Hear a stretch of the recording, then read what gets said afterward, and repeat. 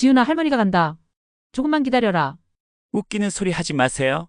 저는 15년간 태권도를 가르쳤습니다. 관광객이 뭘 안다고 그래요? 새벽 5시 충남 아산의 낡은 골목 어귀에서 김 복자는 무거운 쇠문을 열었습니다. 여든 평생을 살아온 손에는 굳은 살이 박여 있었고 그 손으로 매일 아침 같은 일을 반복했죠. 국밥집 간판은 페인트가 벗겨져 글씨가 희미해졌지만 복자에게는 그것이 세상에서 가장 소중한 터전이었습니다. 문을 열자마자 복자는 작은 메모지를 꺼내들었어요. 50년 넘게 장사를 해왔지만 여전히 메모 없이는 불안했거든요. 새벽 6시까지 육수 끓이기, 7시까지 반찬 준비, 8시 개어. 매일 같은 루틴이었지만 복자는 한 줄 한 줄 정성스럽게 적어 내려갔습니다. 꼼꼼한 성격 탓이었죠. 오늘도 시작이구나. 복자는 중얼거리며 가스레인지에 불을 켰습니다. 커다란 솥에 솥뼈를 넣고 찬물을 부어가며 정성스럽게 손질했어요. 뽀얀 김이 올라오면서 국밥집 안은 구수한 냄새로 가득 찼습니다. 복자는 긴 젓가락으로 뼈를 저으면서 창밖을 바라봤죠. 골목 건너편 집들은 하나둘 철거되어 빈터가 되었고 이제 복자의 국밥집만이 외롭게 남아 있었어요. 40년을 함께 살아온 이웃들이 모두 떠나고 나니 적막함이 뼈에 사무쳤습니다. 재개발이라는 명목하에 모든 것이 변해가고 있었지만 복자는 이곳을 떠날 생각이 없었어요. 남편과 함께 시작한 이 자리, 아들을 키우며 밤낮으로 일한 이 공간이 복자에게는 인생 그 자체였거든요. 옛날엔 이맘때면 벌써 손님들로 가득했는데 복자는 한숨을 쉬며 혼잣말을 했습니다. 예전에는 새벽부터 일꾼들이 몰려들어 북적였던 국밥집이었는데 이제는 하루 종일 조용했어요. 그래도 복자는 포기하지 않았습니다. 언제 누가 찾아올지 모르니까요. 시계가 7시를 가리키자 복자는 냉장고에서 반찬들을 꺼내기 시작했습니다. 김치, 콩나물, 무 그리고 직접 담근 깍두기까지 모든 것이 복자의 손맛이 담긴 정성이었어요. 김치는 3년 된 항아리에서 꺼낸 것으로 시원하고 아삭한 맛이 일품이었습니다. 콩나물은 전날 밤에 미리 데쳐서 양념해 둔 것이고 무는 아침마다 새로 썰어 놓았죠. 복자는 반찬 하나하나를 정갈하게 담으면서 마음을 다잡았어요. 손님이 적어도 정성만큼은 줄일 수 없었거든요. 그것이 복자만의 철칙이었습니다. 복자 씨, 오늘도 일찍 나왔네요. 골목 어귀로 들어오는 사람은 동네 택배 아저씨였습니다. 김 씨라고 불리는 그는 이 동네에서 10년 넘게 택배 일을 해온 사람이었어요. 복자는 고개를 끄덕이며 인사를 받았습니다. 말수가 적은 복자였지만 이웃들과의 인사만큼은 빠뜨리지 않았거든요. 국밥 한 그릇 먹고 가실래요? 오늘 육수가 특히 진해요. 고맙긴 한데 오늘은 바빠서 그냥 갈게요. 다음에 꼭 들를게요. 김 씨는 미안한 듯 손을 흔들며 골목을 빠져나갔습니다. 복자는 아쉬운 마음을 억누르고 다시 준비에 집중했어요. 그런 대화들이 복자에게는 하루의 작은 위로였거든요. 8시 정각, 복자는 영업 중 팻말을 문에 걸었습니다. 낡은 나무 간판이었지만 복자는 매일 깨끗하게 닦아서 걸어두었어요. 첫인상이 중요하다고 남편이 늘 말했던 것을 기억하고 있었거든요. 하지만 첫 손님이 들어오기까지는 한참이 걸렸죠. 복자는 그 시간을 허투루 보내지 않았습니다. 테이블을 다시 한번 닦고 수저를 정리하고 김치통에 김치를 뒤적여 발효 상태를 확인했어요. 완벽주의자였던 복자는 모든 것이 제자리에 있어야 마음이 편했거든요. 10시가 넘어서야 첫 손님이 들어왔어요. 박할아버지라고 불리는 분이었는데 혼자 사는 할아버지로 일주일에 2~3번 국밥을 먹으러 오는 단골이었습니다. 복자보다 5살 어렸지만 외로움은 비슷했어요. 오늘도 국밥 한 그릇이시죠? 고기 많이 넣어드릴게요. 응, 복자씨. 오늘 국물이 더 진한 것 같네. 어떻게 이렇게 맛있게 끓이나? 박할아버지의 칭찬에 복자는 뿌듯한 미소를 지었습니다. 누군가 복자의 음식을 알아봐주는 것만으로도 충분했어요. 복자는 국밥을 정성껏 담아 박할아버지 앞에 놓으면서 반찬들도 넉넉히 함께 내어왔습니다. 천천히 드세요. 부족하면 더 가져다 드릴게요. 고마워요, 복자씨. 이런 맛 어디서 또 찾겠어. 박할아버지는 숟가락을 들며 진심 어린 감사를 표했어요. 복자는 그런 모습을 보며 마음이 따뜻해졌습니다. 이런 순간들이 복자를 버티게 하는 힘이었거든요. 점심시간이 되어서야 몇 명의 손님이 더 들어왔지만 예전만큼 붐비지는 않았어요. 그래도 복자는 한 명 한 명에게 정성을 다했습니다. 어떤 손님에게는 국물을 더 넣어주고 어떤 손님에게는 김치를 따로 더 가져다 주었죠. 오후가 되자 국밥집은 다시 조용해졌습니다. 복자는 빈 테이블을 닦으며 서랍에서 편지지를 꺼냈어요. 미국에 있는 손녀 지훈에게 보낼 편지였습니다. 며느리와의 갈등으로 아들 가족과 연락이 끊긴 지 벌써 3년이 넘었지만 복자는 포기하지 않았어요. 손녀에 대한 그리움만큼은 어떤 것도 막을 수 없었거든요. 지훈아, 할머니는 오늘도 건강하게 지내고 있단다. 할머니는 여전히 국밥집을 하고 있어. 지훈이가 좋아하던 김치찌개도 매일 끓이고 있고, 복자는 볼펜을 들고 천천히 편지를 썼습니다. 글씨는 예전만큼 반듯하지 않았지만 마음만큼은 진실했어요. 편지를 다 쓰고 나서 복자는 봉투에 넣어 조심스럽게 서랍에 넣어두었습니다. 보낼 주소가 없어도 언젠가는 전해질 거라는 희망을 품고 있었거든요. 저녁이 되자 복자는 하루를 정리하기 시작했습니다. 설거지를 하며 오늘 하루를 돌아봤어요. 손님이 많지 않아도 누군가에게 따뜻한 한 끼를 대접할 수 있다는 것만으로도 만족했습니다. 그것이 복자가 살아가는 이유였거든요. 그날 저녁 복자가 마지막 설거지를 마치고 있을 때였습니다. 갑자기 휴대폰에서 낯선 소리가 울려 퍼졌어요. 영상통화 알림음이었죠. 복자는 당황스러운 마음으로 화면을 들여다봤습니다. 아들 민수의 이름이 떠 있었어요. 민수가 전화를? 복자의 손은 떨렸습니다. 3년 동안 단 한 번의 연락도 없었던 아들에게서 갑자기 온 전화였거든요. 복자는 서둘러 앞치마를 벗고 머리를 정리한 후 통화 버튼을 눌렀습니다. 화면 속에는 민수가 아닌 낯선 남자아이가 나타났어요. 하지만 복자는 그 얼굴을 단번에 알아봤습니다. 손자 준호였거든요. 예전보다 많이 자란 모습이었지만 복자의 눈에는 여전히 어린아이로 보였어요. 할머니 맞죠? 준호의 목소리는 어색했습니다. 한국말에 영어가 섞여 나왔어요. 복자는 눈물이 핑 돌았지만 애써 미소를 지으며 대답했습니다. 그래, 준호야. 할머니야. 많이 컸구나. 건강하게 지내고 있었니? 네, 할머니. 저는 괜찮아요. 그런데 할머니, 지훈이가. 준호는 말을 잇지 못했습니다. 그때 화면 저편에서 누군가 다가오는 소리가 들렸어요. 복자는 마음이 조급해졌습니다. 지훈이가 어떻게 됐니? 준호야, 할머니한테 말해봐. 지훈이가 학교에서 힘들어해요. 그래서 제가 몰래 할머니한테 전화드리는 거예요. 준호는 주변을 살피며 조심스럽게 말했습니다. 그 순간 화면에 지훈이 나타났어요. 복자는 깜짝 놀랐습니다. 지훈의 얼굴에는 멍이 들어 있었고 눈은 빨갛게 부어 있었거든요. 지훈아, 얘야, 무슨 일이야? 왜 이렇게 됐니? 복자의 목소리는 떨렸습니다. 손녀의 상처받은 모습을 보니 가슴이 미어졌어요. 지훈은 고개를 숙인 채 울먹이며 대답했습니다. 할머니, 미안해요. 제가 약해서. 무슨 소리야, 지훈아. 할머니한테 무슨 일인지 말해보렴. 복자는 화면에 얼굴을 가까이 댔습니다. 지훈의 상처를 더 자세히 보고 싶었거든요. 지훈은 한참을 망설이다가 입을 열었어요. 학교에서 친구들이 제가 한국말 쓴다고 웃어요. 점심시간에 김치 먹는다고 냄새난다고 하고 어제는 저를 밀쳐서 넘어졌어요. 지훈의 목소리는 점점 작아졌습니다. 복자는 주먹을 꽉 쥐었어요. 분노가 치밀어 올랐지만 손녀 앞에서는 차분함을 유지해야 했거든요. 선생님한테는 말했니? 말했어요. 그런데 교장 선생님은 그냥 문화 차이라고만 해요. 적응하라고. 한국 문화를 너무 고집하지 말라고. 지훈은 말을 마치지 못하고 울음을 터뜨렸습니다. 복자는 화면 속 손녀를 보며 마음이 찢어지는 것 같았어요. 이렇게 멀리 떨어져 있으니 아무것도 해줄 수 없다는 것이 너무 안타까웠거든요. 지훈아, 울지 마. 할머니가 있잖니. 하지만 할머니는 너무 멀리 계시잖아요. 그리고 엄마는 할머니 얘기만 나오면 화내요. 지훈의 말에 복자는 가슴이 답답해졌습니다. 며느리와의 갈등이 이렇게 손녀에게까지 영향을 미치고 있다니요. 복자는 깊게 숨을 들이마셨습니다. 지훈아, 할머니가 약속할게. 할머니가 꼭 도와줄 거야. 어떡해요? 할머니는 여기 올 수 없잖아요. 지훈의 절망적인 목소리에 복자는 마음을 굳게 먹었습니다. 그때 준호가 다시 화면에 나타났어요. 할머니, 엄마가 오고 있어요. 빨리 끊어야 해요. 잠깐, 준호야. 할머니가 꼭 필요한 말이 있어. 복자는 서둘러 말했습니다.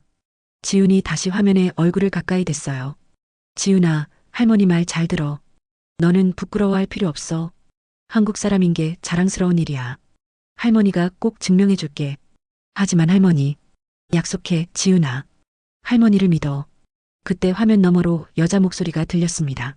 며느리 목소리였어요. 준호는 황급히 전화를 끊었습니다.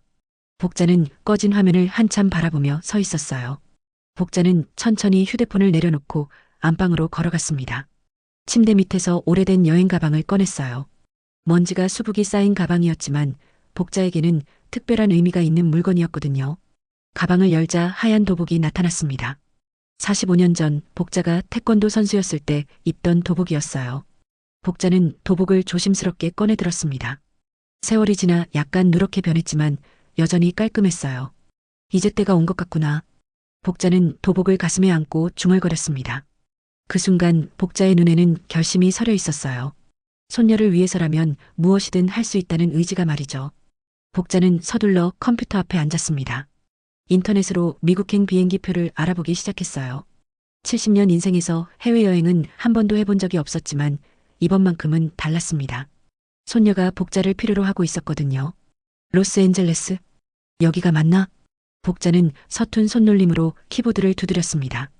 비행기표 가격을 보니 적지 않은 돈이었지만 복자는 망설이지 않았어요. 평생 모은 돈을 써서라도 손녀를 지켜야겠다고 마음먹었거든요. 그날 밤 복자는 잠들지 못했습니다. 지훈의 울음소리가 귓가에서 떠나지 않았어요. 멍든 얼굴, 부은 눈, 그리고 절망에 찬 목소리까지. 모든 것이 복자의 마음을 아프게 했습니다. 지훈아, 할머니가 간다. 조금만 기다려라. 복자는 창밖을 바라보며 다짐했습니다. 내일 아침이면 모든 준비를 시작할 거라고 말이죠. 손녀를 위해서라면 낯선 땅이라도 두렵지 않았습니다. 그것이 할머니의 마음이었거든요. 새벽이 되어서야 복자는 잠들었습니다. 꿈속에서도 복자는 지훈을 안아주고 있었어요. 곧 현실이 될 그 순간을 위해서 말이죠. 사흘 후 복자는 인천공항에 서 있었습니다. 평생 한 번도 비행기를 타본 적이 없는 복자에게 공항은 마치 다른 세상 같았어요. 수많은 사람들이 바쁘게 오가고 여러 나라 말이 뒤섞여 들렸거든요. 복자는 낡은 여행 가방을 꽉 붙잡고 서 있었습니다. 할머니, 정말 혼자 가시는 거예요? 옆에 선박 할아버지가 걱정스럽게 물었어요. 복자가 갑자기 미국에 간다고 하니 동네 사람들이 모두 놀랐거든요. 특히 박 할아버지는 공항까지 배웅을 나와줬습니다. 괜찮아요. 손녀가 날 기다리고 있어요. 복자는 담담하게 대답했습니다. 사실 마음 한편으로는 두려웠지만 지훈의 울음소리를 생각하면 용기가 났어요. 복자는 가방 안에 든 도복을 만지며 마음을 다잡았습니다. 그래도 조심하세요. 미국은 우리나라와 많이 다르다던데. 알겠어요. 걱정 마세요. 복자는 박 할아버지와 작별 인사를 나누고 출국 심사대로 향했습니다. 서툰 손으로 여권을 내밀며 긴장했지만 다행히 별 문제 없이 통과할 수 있었어요. 12시간의 긴 비행 끝에 복자는 로스앤젤레스 공항에 도착했습니다. 비행기에서 내리자마자 복자는 압도당했어요. 인천공항보다 훨씬 크고 복잡했거든요. 복자는 다른 승객들을 따라 입국 심사대로 향했습니다. 목적이 뭡니까? 입국 심사관이 영어로 물었습니다. 복자는 당황했어요. 영어를 할 줄 몰랐거든요. 복자는 서둘러 준비해온 메모지를 꺼냈습니다. 동네 영어학원 선생님이 써준 문장이었어요. I visit my granddaughter. 복자의 어색한 발음에 심사관은 미소를 지었습니다. 그리고 여권에 도장을 찍어주며 복자를 통과시켜줬어요. 복자는 안도의 한숨을 쉬었습니다. 공항 밖으로 나오자 복자는 또 다른 난관에 부딪혔어요. 택시를 어떻게 타야 할지 몰랐거든요. 복자는 한참을 헤매다가 친절한 공항 직원을 만났습니다. 젊은 한국계 미국인 직원이었어요. 어디 가세요, 할머니? 유창한 한국말을 듣고 복자는 너무 반가웠습니다. 복자는 서둘러 지훈이 다니는 학교 주소를 보여줬어요. 아, 여기 좀 멀어요. 택시 타시는 게 좋겠네요. 제가 불러드릴게요. 젊은 직원은 복자를 위해 택시를 불러줬습니다. 복자는 고마운 마음으로 택시에 올랐어요. 기사는 나이가 지긋한 백인 남성이었는데 복자가 주소를 보여주자 고개를 끄덕였습니다. 택시가 달리는 동안 복자는 창밖을 바라봤어요. 로스앤젤레스의 풍경은 한국과 완전히 달랐습니다. 야자수가 늘어선 길, 낮은 건물들, 그리고 다양한 인종의 사람들. 모든 것이 신기했지만 복자의 마음은 오직 지훈에게만 가 있었어요. 1시간 반을 달려서 도착한 곳은 조용한 주택가였습니다. 복자는 택시 요금을 지불하고 내렸어요. 생각보다 비싼 금액이었지만 복자는 개의치 않았습니다. 복자는 지훈이 다니는 학교를 찾아 걸어갔어요. 길을 물어보려 했지만 영어를 할 줄 몰라 어려웠습니다. 그래도 포기하지 않고 계속 걸었어요. 다행히 학교 건물을 발견할 수 있었습니다. 학교 정문 앞에는 미국 국기와 함께 여러 나라 국기가 걸려 있었어요. 그 중에서 태극기를 발견한 복자는 가슴이 뜨거워졌습니다. 복자는 태극기 앞에서 잠시 멈춰서서 짧게 경례를 했어요. 조국에 대한 자부심이 저절로 우러나왔거든요. 실례합니다. 복자는 학교 안으로 들어가려 했지만 경비원이 막아섰습니다. 복자는 당황했어요. 어떻게 설명해야 할지 몰랐거든요. 아이, 비지트, 마이 그랜드 도터. 복자는 아까 공항에서 썼던 문장을 다시 말했습니다. 경비원은 이해하지 못하는 표정이었어요. 그때 한 선생님이 지나가다가 복자를 보고 다가왔습니다. 무슨 일이세요? 다행히 한국말을 할 줄 아는 한국계 선생님이었어요. 복자는 안도하며 사정을 설명했습니다. 제 손녀 지훈이가 여기 다녀요. 한국에서 온 할머니예요. 아, 지훈이 할머니시군요. 잠깐만 기다리세요. 교장 선생님께 말씀드릴게요. 선생님은 복자를 학교 안으로 안내했습니다. 복자는 학교 복도를 걸으면서 주변을 둘러봤어요. 벽에는 여러 나라 문화를 소개하는 포스터들이 붙어 있었고 아이들의 웃음소리가 들렸습니다. 교장실에 도착하자 교장 필립슨이 복자를 맞았어요. 키가 크고 머리가 반백인 중년 남성이었습니다. 그런데 교장의 첫마디가 복자를 당황스럽게 했어요. 아, 통역 없이는 곤란한데요. 영어를 하실 줄 아세요? 교장의 말투에는 약간의 짜증이 섞여 있었습니다. 복자는 기가 죽었지만 굴복하지 않았어요. 손녀를 위해 온 길이었거든요. 저, 한국말로 해도 될까요? 제가 영어를 잘 못해서. 한국계 선생님이 통역을 해주자 교장은 한숨을 쉬었습니다. 지훈이 할머니라고 하시는데 갑자기 무슨 일로 오셨나요? 미리 약속도 없이. 교장의 무례한 태도에 복자는 마음이 상했습니다. 하지만 참았어요. 지훈을 위해서라면 이 정도는 견뎌낼 수 있었거든요. 손녀가 힘들어한다고 해서 왔어요. 학교에서 괴롭힘을 당한다고. 괴롭힘이라니요? 그건 너무 과장된 표현이 아닌가요? 아이들끼리 있을 수 있는 일이고 문화 적응 과정에서 생기는 자연스러운 현상입니다. 교장의 말에 복자는 화가 났습니다. 하지만 감정을 드러내지 않았어요. 대신 조용히 말했습니다. 그래도 제가 직접 와서 확인하고 싶어요. 손녀를 볼 수 있을까요? 지금은 수업 시간이라 어렵고요. 내일 다시 오시든지. 그때 복도에서 아이들의 웅성거리는 소리가 들렸습니다. 체육 시간이 끝나고 돌아오는 아이들이었어요. 복자는 그 소리를 듣고 가슴이 뛰었습니다. 혹시 지훈이 있을까 해서요. 혹시 체육관을 구경할 수 있을까요? 복자의 부탁에 교장은 귀찮다는 표정을 지었지만 거절하기는 어려웠어요. 마침 오늘은 특별히 태권도 수업이 있는 날이었거든요. 그럼 잠깐만 보시고 가세요. 하지만 수업에 방해는 되지 않게 해주세요. 복자는 교장을 따라 체육관으로 향했습니다. 드디어 지훈을 만날 수 있을 것 같아 설레었어요. 그리고 무엇보다 복자에게는 특별한 계획이 있었습니다. 가방 안에 든 도복이 그 증거였거든요. 체육관 문을 열자 아이들이 태권도복을 입고 수업을 받고 있었습니다. 복자는 그 모습을 보며 가슴이 뜨거워졌어요. 태권도, 그것은 복자의 인생이었거든요. 체육관 안으로 들어서자 복자는 눈을 크게 떴습니다. 아이들이 하얀 태권도복을 입고 품새를 연습하고 있었어요. 그 모습을 보니 45년 전 복자 자신의 모습이 떠올랐습니다. 복자는 아이들 사이에서 지훈을 찾았어요. 지훈은 구석진 자리에서 혼자 서 있었습니다. 다른 아이들과 어울리지 못하고 위축된 모습이었어요. 복자는 가슴이 아팠습니다. 손녀가 이렇게 외로워하고 있다니요. 지훈아. 복자가 부르자 지훈은 깜짝 놀라며 뒤돌아봤습니다. 처음에는 믿을 수 없다는 표정이었다가 곧 눈물이 핑 돌았어요. 할머니? 할머니가 정말로 오셨어요? 지훈은 달려와서 복자를 껴안았습니다. 복자는 손녀를 꽉 안으며 눈물을 참았어요. 지훈의 몸이 예전보다 많이 말랐다는 것을 느꼈거든요. 그래, 할머니가 왔어. 많이 힘들었지? 할머니, 정말 보고 싶었어요. 지훈은 복자의 품에서 울었습니다. 그 모습을 본 다른 아이들이 웅성거리기 시작했어요. 지훈의 할머니가 왔다는 것이 신기했나 봅니다. 그때 체육관 앞쪽에서 큰 목소리가 들렸어요. 태권도 관장이었습니다. 마이클 존슨이라는 이름표를 단 백인 남성으로 검은 띠를 메고 있었어요. 여기는 수업 중입니다. 관람객은 뒤쪽에 서 계세요. 관장의 말에 복자는 뒤로 물러섰습니다. 하지만 지훈은 복자의 손을 놓지 않았어요.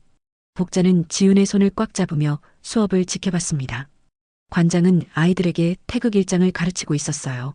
그런데 복자가 보기에는 동작이 정확하지 않았습니다. 특히 품새의 핵심인 정실력과 절도가 부족했어요. 지훈, 집중해. 또 딴 생각하고 있어? 관장이 지훈을 향해 소리쳤습니다. 지훈은 움츠러들며 동작을 따라했지만 자신감이 없어 보였어요. 복자는 마음이 아팠습니다. 너희들 봐, 지훈이는 집중력이 부족해. 이래서는 절대 실력이 늘지 않아. 관장의 말에 다른 아이들이 킥킥거렸습니다. 지훈은 더욱 위축되었어요. 복자는 참을 수 없었습니다. 실례합니다. 복자가 앞으로 나서자 관장은 짜증난 표정을 지었어요. 아까도 말했지만 수업 중입니다. 방해하지 마세요. 제가 태권도를 조금 아는데 품새 동작이 틀린 것 같아서요. 복자의 말에 관장은 코웃음을 쳤습니다. 태권도를 안다고요? 할머니가 무슨 태권도를 알겠어요? 저는 45년 전에 태권도를 했었어요. 지금 가르치시는 동작이 표준과 다른 것 같습니다. 복자는 정중하게 말했지만 관장의 반응은 싸늘했어요. 웃기는 소리 하지 마세요. 저는 15년간 태권도를 가르쳤습니다. 관광객이 뭘 안다고 그래요? 관장의 모욕적인 말에 체육관이 조용해졌습니다. 아이들도 상황을 지켜보고 있었어요. 지우는 할머니가 당하는 모습을 보며 눈물을 흘렸습니다. 할머니, 괜찮아요. 그냥 가요. 지훈이 복자의 팔을 잡아당겼지만 복자는 움직이지 않았어요. 대신 가방을 열어 도복을 꺼냈습니다. 도복을 갈아입을 곳이 있을까요? 복자의 행동에 관장은 당황했습니다. 설마 정말로 태권도를 할 줄 안다는 걸까요? 뭐 하시려는 거예요? 품새를 한번 보여드리고 싶어서요. 제대로 된 동작을 말이에요. 복자는 담담하게 말했습니다. 관장은 어이없다는 표정을 지었지만 거절하기 어려웠어요. 아이들과 다른 선생님들도 모두 지켜보고 있었거든요. 좋아요. 하지만 다치더라도 저희 책임이 아니에요.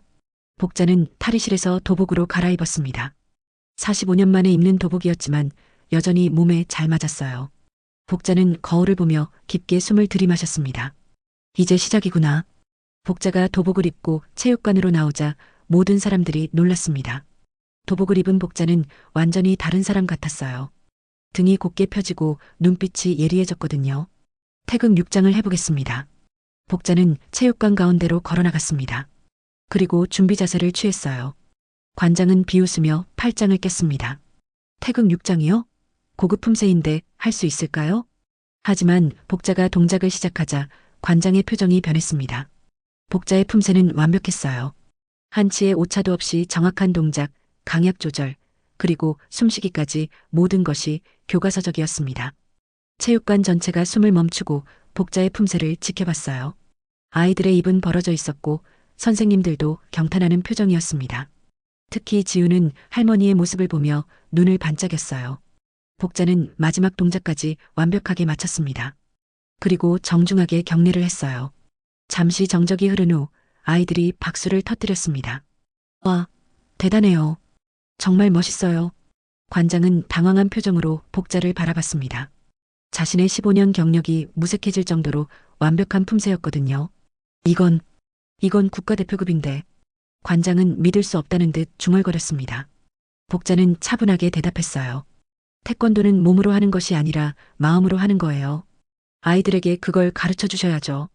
복자의 말에 관장은 할 말을 잃었습니다. 그때 한 아이가 휴대폰으로 영상을 찍고 있다는 것을 발견했어요. 엄마한테 보내야겠어요. 너무 멋있었어요. 아이는 신나서 영상을 업로드했습니다. 복자는 그 모습을 보며 약간 걱정되었지만 이미 늦었어요. 지우는 할머니에게 달려와 안겼습니다. 할머니, 정말 멋있었어요.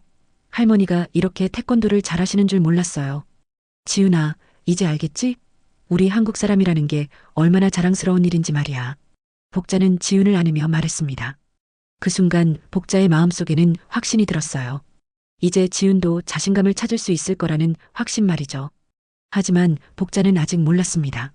이 영상이 인터넷에 퍼지면서 예상치 못한 일들이 벌어질 거라는 것을 말이에요. 그날 밤 복자는 지훈의 집에서 하룻밤을 보냈습니다. 며느리 수지는 복자를 반갑게 맞지 않았지만 지훈이 워낙 좋아하는 모습을 보고 어쩔 수 없이 받아들였어요. 복자는 오랜만에 손녀와 함께 시간을 보내며 행복했습니다. 할머니, 오늘 정말 멋있었어요. 친구들이 모두 할머니 얘기를 했어요. 지우는 복자 옆에 누워서 신나게 말했습니다. 복자는 지훈의 머리를 쓰다듬으며 미소를 지었어요. 지훈아, 이제 당당하게 살아야 해. 우리가 한국 사람이라는 게 부끄러운 일이 아니야. 네, 할머니. 이제 알 것 같아요. 하지만 복자와 지훈이 평화로운 시간을 보내는 사이 인터넷에서는 큰 일이 벌어지고 있었습니다. 체육관에서 찍힌 복자의 품새 영상이 소셜미디어에 퍼지기 시작한 거예요. 처음에는 몇몇 학부모들 사이에서만 돌았던 영상이 점점 퍼져나갔습니다. 70세 할머니가 완벽한 태권도 품새를 보여주는 모습이 사람들의 관심을 끌었거든요. 와, 이 할머니 진짜 대단하다. 태권도 관장보다 훨씬 잘하네. 한국에서 온 할머니라는데 정말 멋있어. 댓글들은 대부분 복자를 칭찬하는 내용이었습니다. 하지만 학교 관계자들은 당황했어요. 특히 마이클 존슨 관장은 화가 났습니다. 자신이 무시당하는 영상이 퍼지고 있었거든요. 다음 날 아침 복자는 지훈과 함께 학교에 갔습니다. 지훈은 전날과 달리 한결 밝은 표정이었어요. 하지만 학교에 도착하자마자 상황이 이상하다는 것을 느꼈습니다. 교장실로 불려간 복자는 필립슨 교장의 차가운 시선을 받았어요. 교장의 옆에는 존슨 관장도 서 있었습니다. 어제 일로 큰 문제가 생겼습니다. 교장은 노트북 화면을 돌려 복자에게 보여줬어요. 복자의 품새 영상이 수만 명이 시청한 것으로 나와 있었습니다. 이 영상 때문에 우리 학교가 곤란한 상황에 처했습니다. 언론에서 연락이 오고 학부모들은 항해 전화를 하고 있어요. 복자는 당황했습니다. 단순히 손녀를 위해 한 일이었는데 이렇게 큰 일이 될 줄은 몰랐어요. 죄송합니다. 그런 의도가 아니었는데 의도가 무엇이든 결과는 같습니다. 학생을 위해 온 노인이 학교 분위기를 흐렸다는 비판이 나오고 있어요. 교장의 말에 복자는 기가 막혔습니다. 손녀를 돕기 위해 한 일이 오히려 문제가 되다니요. 더 큰 문제는 지훈입니다. 교장은 서류를 꺼내 복자에게 보여줬어요. 이 일로 인해 지훈이 학교에 부적응하는 학생으로 찍혔습니다. 할머니가 와서 소동을 일으킨 문제야 말이죠. 그게 무슨 말씀이세요? 지훈이는 아무 잘못이 없어요. 복자는 목소리를 높였습니다. 하지만 교장은 냉정했어요. 학교 규칙상 이런 경우 정학 처분을 고려해야 합니다. 다른 학생들에게 미치는 영향을 생각해야 하거든요.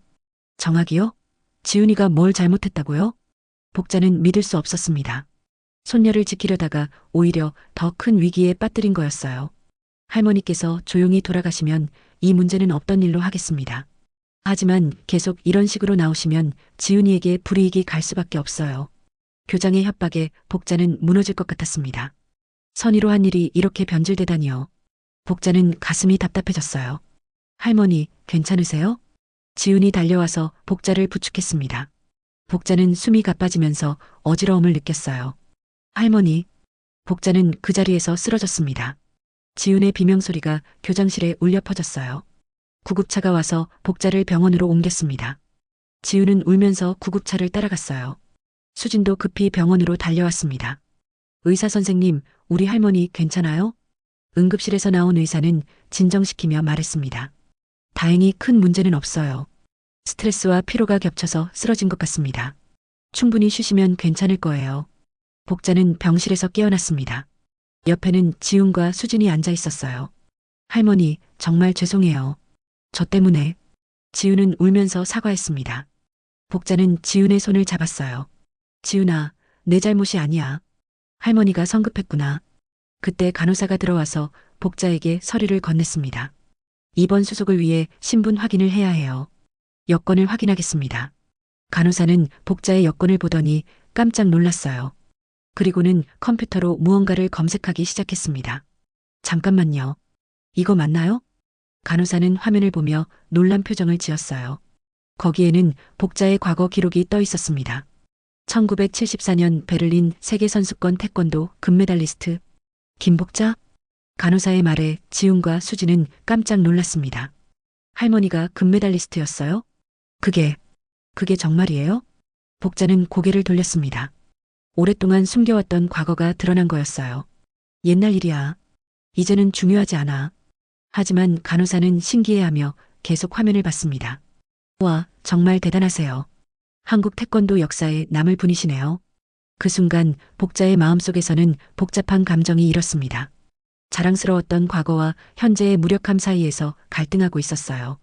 할머니, 왜 말해주지 않으셨어요? 지훈의 질문에 복자는 한참을 침묵했습니다. 그리고 천천히 입을 열었어요. 시댁에서 반대했거든. 여자가 무슨 운동을 하냐고. 그래서 모든 기록을 불태웠어. 복자의 고백에 지훈은 눈물을 흘렸습니다.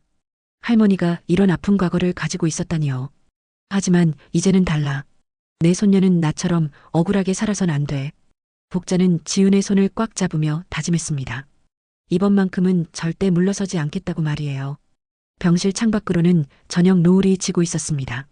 복자는 그 노을을 보며 마음을 다잡았어요. 진짜 싸움은 이제부터였거든요. 그날 밤 병실은 조용했습니다. 지훈은 복자 옆에서 잠들어 있었고 수지는 복도에서 남편 민수와 전화통화를 하고 있었어요. 복자는 천장을 바라보며 1974년을 떠올렸습니다. 25살의 복자는 독일 베를린에 서 있었어요. 세계선수권 결승전 무대였습니다. 한국 여자 태권도 선수로는 최초로 금메달에 도전하는 순간이었죠. 복자는 그때의 떨림을 지금도 생생히 기억하고 있었습니다. 김복자 선수 파이팅! 한국 응원단의 목소리가 귓가에 울렸어요. 복자는 태극기를 가슴에 품고 매트 위에 올랐습니다. 상대는 독일의 강력한 선수였지만 복자는 두렵지 않았어요. 조국의 이름을 걸고 싸우는 자부심이 있었거든요. 경기는 치열했습니다. 하지만 복자의 완벽한 품새와 정확한 기술이 심판들을 사로잡았어요. 마지막 동작을 마쳤을 때 체육관 전체가 박수갈채로 가득 찼습니다. 금메달, 대한민국 김복자 선수. 그 순간 복자는 울었습니다. 태극기가 올라가고 애국가가 울려 퍼지는 순간을 평생 잊을 수 없었어요. 하지만 그 영광도 잠시였습니다. 한국에 돌아온 복자를 기다리고 있던 것은 차가운 현실이었어요. 시어머니는 복자를 보자마자 화를 냈습니다. 여자가 무슨 운동을 해서 온 세상에 얼굴을 내밀어. 창피해서 어떻게 살아? 어머니, 하지만 저는 조국을 위해서. 조국은 무슨 조국? 이제 당장 그만둬. 여자는 집에서 애나 낳고 살림이나 해. 시어머니의 호통에 복자는 말을 잇지 못했습니다. 남편 영수도 시어머니 편을 들었어요. 복자야, 어머니 말씀이 맞아. 이제 그만하고 가정에 충실해야지. 당신도 그렇게 생각해요? 제가 조국을 위해 싸운 게 잘못된 일이라고? 그게 아니라 이제는 아내와 며느리 역할에 충실해야 할 때 아닌가? 복자는 배신감을 느꼈습니다. 그토록 자랑스러워했던 남편마저 등을 돌린 거였어요. 복자는 그날 밤 홀로 뜰에 나가 금메달을 바라봤습니다. 이게 다 무슨 소용이야? 며칠 후 시어머니는 복자에게 충격적인 요구를 했습니다. 모든 기록을 없애버려. 신문 스크랩, 메달, 상장 다. 어머니, 그건 너무하세요. 제 인생의 전부인데. 전부는 무슨 전부. 이제 내 전부는 이 집이야. 결국 복자는 굴복했습니다. 뜰에서 모든 기록을 태웠어요. 신문 기사들, 상장들, 그리고 메달까지. 불꽃이 활활 타오르는 모습을 보며 복자는 눈물을 흘렸습니다. 자신의 꿈과 영광이 재가 되어 사라지는 순간이었어요. 할머니. 지훈의 부르는 소리에 복자는 현실로 돌아왔습니다. 지훈이 깨어나서 복자를 바라보고 있었어요. 꿈꿨어요? 아니야, 옛날 생각을 했지. 복자는 지훈의 머리를 쓰다듬었습니다. 지훈은 복자의 손을 잡았어요. 할머니, 정말 금메달리스트였어요? 그래, 하지만 그게 뭐 중요하니? 다 옛날 일이야. 중요해요. 할머니는 대단한 분이세요. 지훈의 말에 복자는 마음이 따뜻해졌습니다. 적어도 손녀만큼은 복자를 이해해주고 있었어요. 지훈아, 할머니가 너한테 해주고 싶은 말이 있어. 복자는 몸을 일으켜 지훈과 마주 앉았습니다. 할머니는 옛날에 꿈을 포기했어. 다른 사람들이 안 된다고 해서, 여자라서 안 된다고 해서 말이야. 할머니. 하지만 지훈이는 달라야 해. 지훈이는 당당하게 살아야 해. 누가 뭐라고 해도 내가 한국 사람인 게 자랑스럽다고 말할 수 있어야 해. 복자의 목소리에는 간절함이 담겨 있었습니다. 하지만 할머니, 저는 약해요. 친구들이 놀리면 움츠러들게 돼요. 약한 게 아니야. 아직 방법을 모르는 거지. 복자는 지훈의 두 손을 잡았습니다. 할머니가 가르쳐 줄게. 진짜 강함이 뭔지 말이야. 그때 수진이 병실로 들어왔습니다. 전화통화를 마친 모양이었어요. 어머니, 민수가 걱정하고 있어요. 어서 한국으로 돌아가시는 게 좋겠어요. 돌아갈 수 없어? 복자의 단호한 대답에 수진은 당황했습니다. 무슨 말씀이세요? 지훈이가 해결될 때까지는 갈 수 없어. 내가 여기 온 이유를 잊었나? 하지만 어머니가 계시면 지훈이에게 더 안 좋을 수도 있어요. 학교에서도. 학교가 문제야. 복자는 눈을 감고 속삭였습니다. 내 손녀는 나처럼 억울하게 살아선 안 돼. 복자의 말에 병실이 조용해졌습니다. 수지는 복자의 마음을 이해할 것 같았어요. 복자가 얼마나 오랫동안 후회하며 살아왔는지 말이죠. 지훈아. 복자는 지훈을 불렀습니다. 실력으로 증명하는 거야. 말로는 안 돼. 행동으로 보여줘야 해. 어떻게요? 태권도야. 할머니가 가르쳐 줄게. 복자의 제안에 지훈은 눈을 반짝였습니다. 정말요? 할머니가 직접 가르쳐 주실 거예요? 그래. 하지만 쉽지 않을 거야. 각오해야 해. 지훈은 고개를 끄덕였습니다. 처음으로 희망이 보이는 것 같았어요. 할머니, 저 열심히 할게요. 좋아. 그럼 내일부터 시작하자. 복자는 결심했습니다. 이번에는 절대 물러서지 않겠다고. 손녀만큼은 당당하게 살 수 있도록 도와주겠다고 말이에요. 수지는 걱정스러운 표정으로 두 사람을 바라봤습니다. 하지만 막을 수는 없었어요. 복자의 의지가 너무 확고했거든요. 어머니, 조심하세요. 학교에서 가만히 있지 않을 거예요. 알고 있어. 하지만 포기할 수는 없어. 복자는 창밖을 바라봤습니다. 내일이면 퇴원할 수 있을 거였어요. 그리고 진짜 싸움이 시작될 거였습니다. 지훈아, 준비됐니? 네, 할머니. 지훈의 대답에 복자는 미소를 지었습니다. 45년 만에 다시 제자를 가지게 된 거였어요. 그것도 가장 소중한 손녀를 말이죠. 일주일 후 복자는 병원에서 퇴원했습니다. 그 사이 지훈은 학교에서 더욱 어려운 상황에 처해 있었어요. 복자의 영상이 더 많이 퍼지면서 학교 측의 압박도 거세졌거든요. 지훈아, 오늘부터 훈련 시작이야. 복자는 지훈의 집 뒷마당에서 훈련을 시작했습니다. 수지는 걱정스러워했지만 지훈의 의지가 확고해서 말릴 수 없었어요. 할머니, 정말 할 수 있을까요? 할 수 있어. 태권도는 몸으로 하는 게 아니라 정신으로 하는 거거든. 복자는 지훈에게 기본 자세부터 가르쳤습니다. 45년 만에 다시 가르치는 일이었지만 몸이 기억하고 있었어요. 등을 곧게 펴고 시선은 정면을 봐. 태권도 하는 사람은 당당해야 해. 며칠간의 훈련으로 지훈은 눈에 띄게 달라졌습니다. 자세가 당당해지고 눈빛도 자신감이 생겼어요. 그런데 사흘째 되던 날 지훈이 울면서 집에 돌아왔습니다. 할머니, 큰일 났어요. 학교에서 태권도 공개 발표회를 한대요. 그런데 저를 꼭 참가시키겠다고 해요. 복자는 상황을 이해했어요. 학교에서 지훈을 공경에 빠뜨리려는 계략이었던 거죠. 언제야? 모레요. 이틀 후에요. 좋아. 해보자. 할머니, 지훈아, 이건 기회야. 내가 얼마나 대단한지 보여줄 기회 말이야. 그날부터 복자와 지훈은 집중 훈련에 들어갔습니다. 아침부터 저녁까지 쉬지 않고 연습했어요. 지훈아, 품새는 마음으로 하는 거야. 동작 하나하나에 의미를 담아야 해. 지훈은 땀을 흘리며 열심히 따라했습니다. 복자도 함께 품새를 하며 지훈을 이끌었어요. 드디어 발표회 당일이 되었습니다. 학교 체육관에는 수많은 학부모들이 모여 있었어요. 지역 언론사 기자들도 와 있었습니다. 지훈아, 긴장되지? 조금요. 하지만 할머니가 계시니까 괜찮아요. 복자는 휠체어에 앉아 지훈을 지켜봤어요. 아직 완전히 회복되지 않아서 휠체어를 이용하고 있었거든요. 여러분, 오늘은 특별한 시간입니다. 교장 필립슨이 마이크를 잡고 말했습니다. 화제가 된 한국 학생 지훈이의 태권도 실력을 직접 확인해 보겠습니다. 교장의 말투에는 비꼬는 느낌이 있었어요. 복자는 주먹을 꽉 쥐었습니다. 지훈 학생, 나와서 품새를 보여주세요. 지훈은 떨리는 마음으로 체육관 가운데로 걸어나갔습니다. 수백 명의 시선이 집중되었어요. 할머니. 지훈은 복자를 바라봤습니다. 복자는 고개를 끄덕이며 격려했어요. 지훈은 깊게 숨을 들이마시고 태극 3장을 시작했어요. 첫 동작부터 체육관이 조용해졌습니다. 일주일간의 집중 훈련이 빛을 발하는 순간이었어요. 와! 관중들 사이에서 감탄사가 나왔습니다. 지훈의 동작은 정확했고 기합 소리도 우렁찼어요. 하지만 마지막 동작에서 지훈이 약간 흔들렸습니다. 긴장 때문이었어요. 그 순간 복자는 결단을 내렸습니다. 잠깐. 복자는 휠체어에서 일어났습니다. 사람들이 놀라며 복자를 바라봤어요. 지훈아, 할머니와 함께 하자. 복자는 지훈 옆에 섰습니다. 지훈은 눈물이 핑 돌았어요. 괜찮아. 우리 함께 해보자.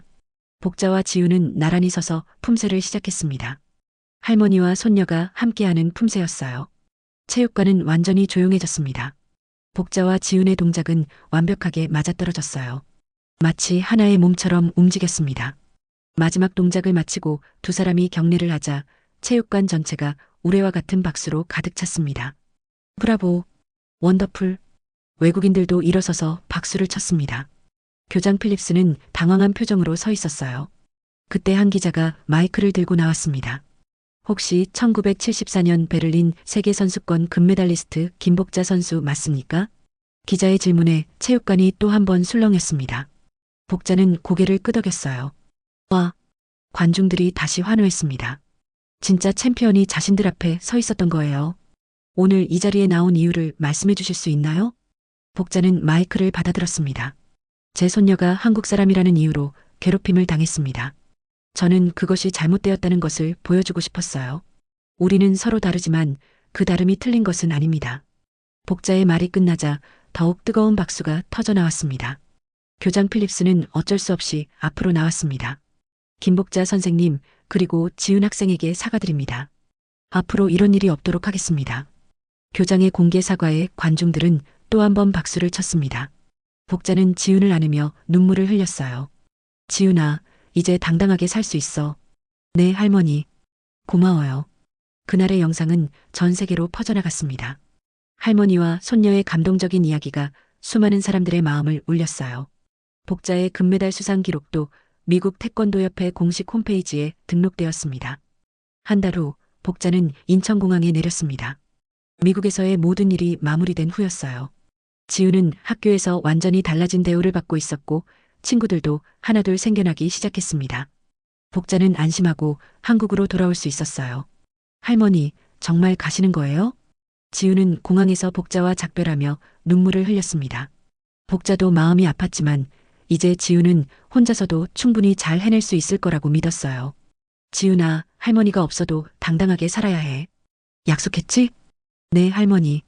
잊지 않을게요. 그리고 방학 때는 꼭 한국에 와. 할머니가 더 많은 것들을 가르쳐 줄게. 지우는 고개를 끄덕이며 복자를 꽉 안았습니다. 복자는 손녀의 단단해진 어깨를 느끼며 뿌듯했어요. 아산으로 돌아온 복자를 맞이한 것은 변화된 골목의 모습이었습니다. 예전처럼 썰렁하지 않았어요. 복자의 이야기가 언론을 통해 알려지면서 많은 사람들이 국밥집을 찾아오기 시작했거든요. 복자 씨, 돌아오셨네요. 박할아버지가 반갑게 인사했습니다. 복자가 없는 동안 국밥집을 지켜준 고마운 분이었어요. 고생 많으셨어요. 덕분에 잘 다녀왔어요. 텔레비전에서 봤어요. 정말 대단하더라고요. 우리 동네에 이런 대단한 분이 계셨다니. 복자는 쑥스러워하며 국밥집 문을 열었습니다. 오랜만에 보는 익숙한 풍경이었지만 뭔가 달라 보였어요. 더 따뜻하고 정겨워 보였거든요. 다음 날부터 복자는 다시 국밥집을 열었습니다. 그런데 놀라운 일이 벌어졌어요. 아침부터 손님들이 줄을 서서 기다리고 있었거든요. 할머니, 정말 금메달리스트이신가요? 미국에서 손녀분 위해 싸우셨다면서요? 태권도 좀 가르쳐 주세요. 사람들의 관심이 쏟아졌지만 복자는 당황하지 않았어요. 차분하게 국밥을 끓이고 손님들을 맞았습니다. 국밥 드시러 오신 거죠? 맛있게 끓여드릴게요. 복자는 여전히 말수가 적었지만 예전보다는 훨씬 밝아 보였어요. 자신감이 생긴 탓이었죠.